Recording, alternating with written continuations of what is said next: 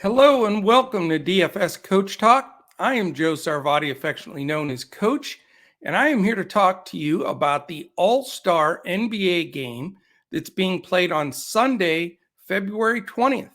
It is going to be an interesting game, Team LeBron versus Team Durant. Obviously, KD is out, but we're going to break this down as quickly as we can to give you a good feel, get you through this. Enjoy your weekend. Enjoy the Saturday night festivities. If you're catching this prior to that, that should be a lot of fun with the 3-point and dunk and skills. And then obviously the Sunday All-Star game, which is always a good time. Couple of things real quickly here. DFS Coach Talk, we'd love to have you join us. Go to dfscoachtalk.com.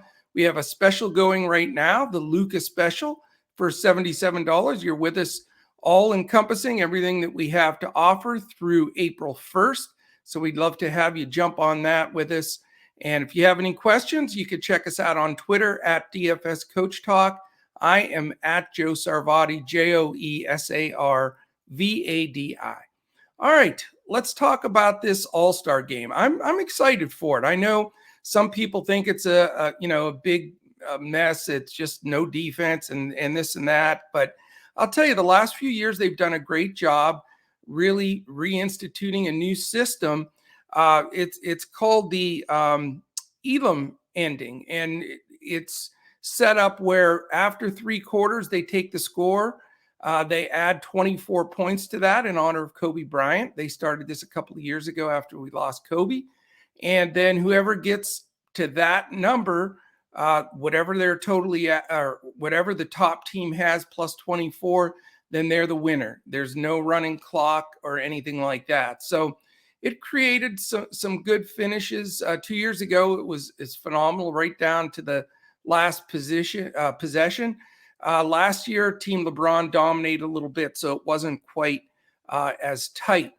A couple of things this year, just observations early. First of all, they've got some really good contests to enter on Draftkings and Fanduel, but I wouldn't recommend just diving all over this. Dip the toes in, have a little fun, but certainly not worth loading up on. There's just too much variance, too much unknown here. You know, if somebody has a sore back or something, they're not going to say anything to anybody. They'll just play fewer minutes. And there's so many different things that can go sideways here. So be smart with it. I'm recommending, our members just play it light, have fun with it. We do have a contest though. So for our members that are listening, we're having a contest for the Saturday night. If you could pick the 3 winners of the skills, 3-point and dunk contest, you win some awesome Coach Talk merch. And then obviously Sunday, everybody's getting fired up to build some lineups there. So one thing I'll say off the bat too here, I think Team LeBron has just a much better team than Team Durant. First of all, KD can't play, so that's a big disadvantage for that team right off the bat. But then his drafting left a little bit to be desired, in my opinion. I think LeBron has a much stronger team. He actually has 5 of the most 6 expensive guys on DraftKings. So that'll tell you right away that, it's no joke that he has a much stronger team. The most expensive player is Giannis at 14.7. These are DraftKings prices. Curry at 14.4, also LeBron's team. Obviously, LeBron 14.1. And then you have the only guy in the top 6 from KD side, that's Joel Embiid at 13.8. And then the other 2 LeBron guys that are 5 of the top 6 are Luka at 13.5 and the Joker at 12.9. So is this game going to be lopsided? That's a good question. I know they're going to want to, try to keep it closer for the fans to get them more involved. Nobody wants to see an all-star game blowout. So somebody's going to have to step up for KD's team to try to keep that close. Just another intangible that makes it a little bit tougher to really settle in on a lineup that you're comfortable with. All right, let's take a look at some targets here right off the bat. First of all, there's narratives at play here. Obviously, LeBron back in Cleveland, that's his home stomping grounds, basically owns that stadium and those fans there, regardless if he's in LA or not. Those are still the fans that he brought a championship to, and certainly they'll always be in his corner. So that's a narrative you could follow. How much is LeBron going to go after a possible MVP here? That's a question. He didn't play that much or as hard last year. 2 years ago, he sort of went for it. The question is, what type of effort is he going to put forward there? A couple other small things. Wiggins was going to be drafted number 1 by Cleveland. LeBron basically, pushed the hand to trade for Kevin Love and not take that selection. I know that was a long time ago, but there's no doubt Wiggins, number 1, he's taken heat for being on the starting team. And secondly, just that small narrative could help him at a cheap price to go after it. A couple of guys that we know that just seem to always play hard in this, one being Giannis. Giannis doesn't seem to be able to ratchet it down. I mean, he's a guy that is always in the mix for MVP and plays like that. So he's a guy that we really have to look at. And then the other guy, Joel Embiid, he's pricey, but he's going to have to somewhat carry this team, I think, for KD, which makes him a really, really strong play. So that's another spot that you can go to.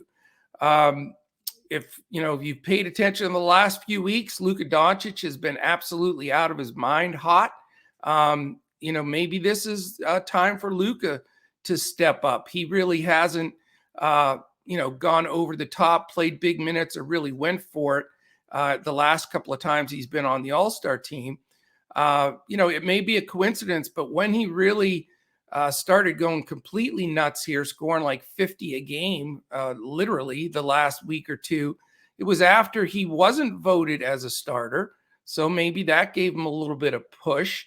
Maybe he wants to make sure that people remember him when they're voting next year. So little check mark, for him.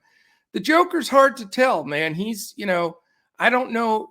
To me, he seems like the kind of guy that in an all-star game setting isn't really going to ratchet it all the way up. I think he will just play a little bit more comfortable. I think that's just his nature. I think he has to really have it on the line to step it up. And he's the reigning MVP, of the league. So I don't think the excitement of him trying to get an all-star MVP would really be there. So I'm going to look to fade him. The other guy, there's 2 other guys that I'll mention here that are possible guys. Well, I'm going to go with 3. These 3 guys, I think, could go for an MVP type of performance here. One being Trae Young, who we know can hit shots from everywhere. So if he's hot, they're going to feed him. Maybe the coming out party for him in an all-star game where he hasn't really blown it up yet. So that's one guy. The second guy, I think, really from a standpoint of all of his peers in this game respecting him, is DeMar DeRozan. That guy is playing, and I'm telling you right now, it's the best he's played in his career. And that's amazing for a guy that's been in the league that long. He is starting in this game. I think he's going to get a lot of respect from his peers. Again, is he going to push for an MVP? He's more of a laid-back guy that is going to go for it when a lot more is on the line. But if they're going to feed him, and he could be nostalgically the guy to look at here with what he's been doing. He broke a record that was held by Wilt Chamberlain. I'm talking Michael didn't do this, LeBron, nobody. He has scored over 35 points in 6 or 7 consecutive games to break Chamberlain's record and shot over 50% in all of those games. I mean, for a guard / small forward, whatever, to do that is just unheard of. I mean, I've never seen it in my lifetime. I don't quite remember the end of Wilt's career. I do remember seeing him play a few games, but not when he was dominant at the very end. But very impressive for DeMar. And I think, I'm going to be rostering him. I know it's a risk because, the question is, how much and how hard does he play? But I mean, it makes sense. The pieces fit. The other guy who I think is going to be pretty chalky is Ja Morant. He's 12-3. But here's the thing. It's sort of been like a Ja Morant, you're one of the best players in the league coming out party here, dominating in his role offensively for Memphis. He's got them to first in their division and just playing phenomenal basketball. And this suits him. I mean, he's the kind of guy with explosive, crazy dunks and alley-oops, and he's shooting the ball a lot better. So Ja's going to make a lot of my lineups. I think that he's a guy that you really have to consider here at a expensive but not too bad of a price. So those will give you a few ideas. Curry, I don't know how hard of a role he's going to play here, how much. He's very expensive, so probably not going to go there. Other guys I can mention, Tatum, again, very explosive, but I'm not sure how big of a role he's going to play throughout. I think another guy that's going to get a lot of attention is LaMelo Ball. This, again, sort of like Morant, an all-star game, he's just made for that. I think his dad Lamar raised those guys to, all-star games or what they do. If you've seen any of LaMelo's highlights from when he was overseas playing, it pretty much was that alley-oops to himself, off the bank board, all that stuff. So he's a danger too at a nice price of 9.6 that you could look at in here. Just in past, a couple other comments in past all-star games, it seems like Middleton takes it pretty seriously. He's played pretty hard and had some good numbers. Then you've got just a lot of question marks. How are the two Cleveland guys going to do? That's the next big question here. They're the home team. Certainly, they're going to get a few extra minutes because of that. But Darius Garland and Jared Allen, this is their first all-star game. And, how are they going to be a deer in the headlights a little bit? Are they going to get the big minutes? Will they finish? That's a big question that I'm not sure they're going to do. Now, yes, they try to, really take care of the home crowd in these games, but I don't see Garland and Allen as good and as tempting as they are and as cheap as they are. Garland's 5'7", Allen's 4'5". He's the cheapest guy in the whole deal. So, that's the question. Are either one of them worth it? Certainly you can take a shot with one of them to help balance out your salary, but I'm not going to overreact to the fact that it's in Cleveland. I still don't think those guys would be in a dominant position with it being their first all-star game. I think they'll play more of a role.